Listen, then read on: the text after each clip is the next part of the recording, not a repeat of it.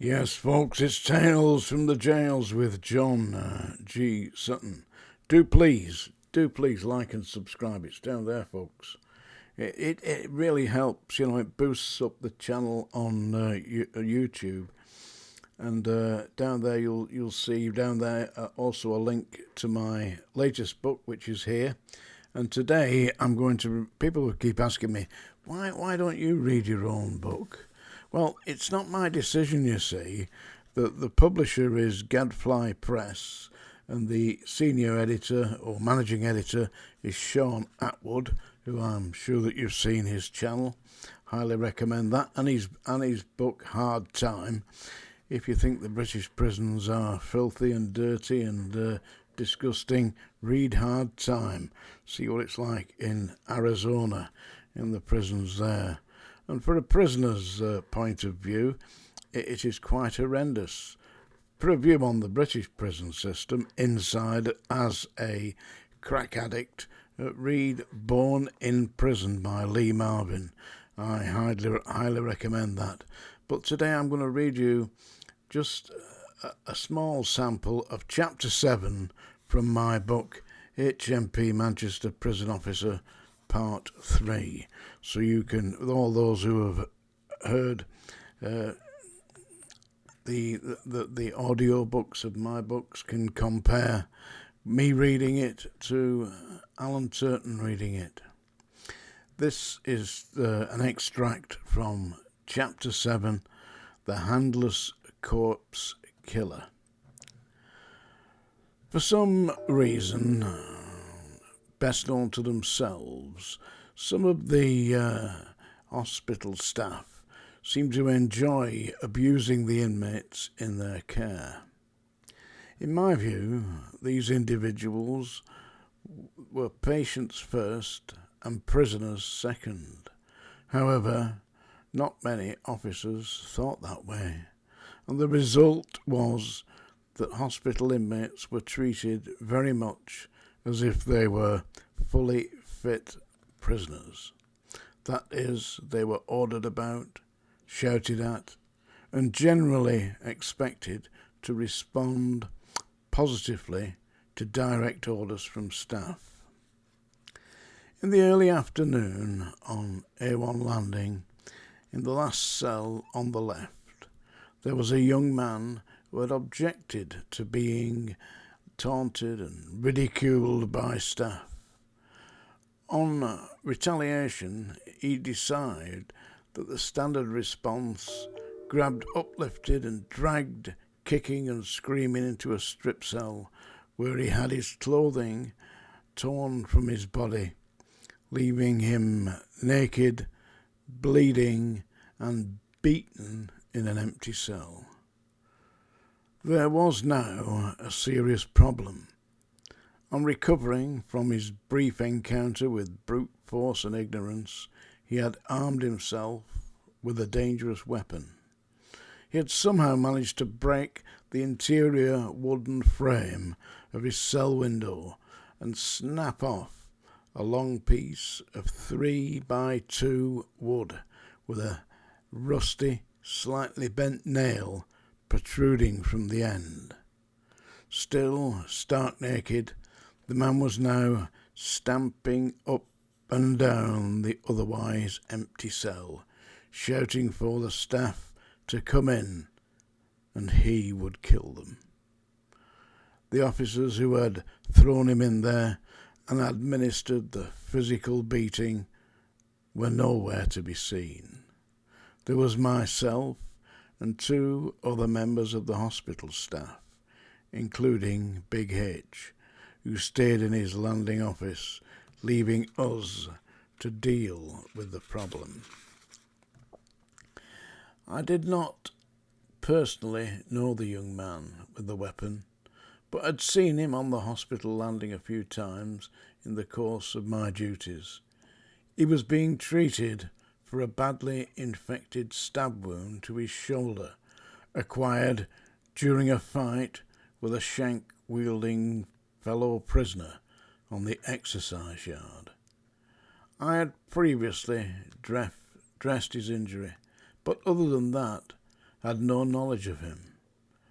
I knew he was a large, hefty fellow, and by all accounts the inmate who had stabbed him with the self-made shank was in a far worse condition than he was. So this man could fight, and from looking at him through the Judas spy hole in his cell door, he appeared ready to do exactly that. I thought about this for a short while and concluded that whilst the man was angry and wanted revenge for his terrible treatment, he really had no grudge against me. I could have just left him alone, but feared that some other officer would then be faced with a wooden baton and rough, tough, sharp nail protruding from the end. I concluded that the worst that would happen to me, if I opened his door, would be a struggle and a short battle. But I did not believe he could hit me with that lump of wood. I was extremely fit, fast and athletic, so I felt quite certain I would be able to deal with this. Casting caution to the wind, I put key in lock, pushed the cell door open, and looking the wild man in the eyes said, "Come on, just hand it to me and we'll forget about this." Amazingly, he did exactly that, and I could see a look of relief on his face as he passed the baton to me, nail end first. "Let's say no more about this," I said. "Now do you want to lie back onto normal conditions and go to normal location?" I could see he did, though he had been ready to maim the officers who had abused him. He had no argument with me or the system in general. Having successfully dealt with disarming the angry inmate, I reported my actions to the senior officer, Big H, who seemed displeased with them. As I spoke to him about possibly removing the inmate from strict conditions to normal location, the hospital chief officer walked in. He had been alerted to the trouble and come to see for himself. Now he was being told by Big H what had transpired. The chief was much of the same mind as the senior officer, accusing me of endangering the lives of staff by opening the door to an armed and very dangerous inmate. I tried to explain that the man had been brutalized by members of our hospital staff and was, in my opinion, rightly angry at the treatment he had received. As for arming himself with a wooden baton torn from the cell window, that should never have been there in the first place. It was a serious mistake made by the works department when repairing the cell. On hearing this, the chief became extremely agitated and, pointing his finger at me, said in a slow, menacing tone, "You, Mr. Sutton, are walking on very thin ice." His attitude was, I thought, deplorable, and his command of the English language obviously limited, as evidenced by the fact that even his insults were restricted to time-worn cliches.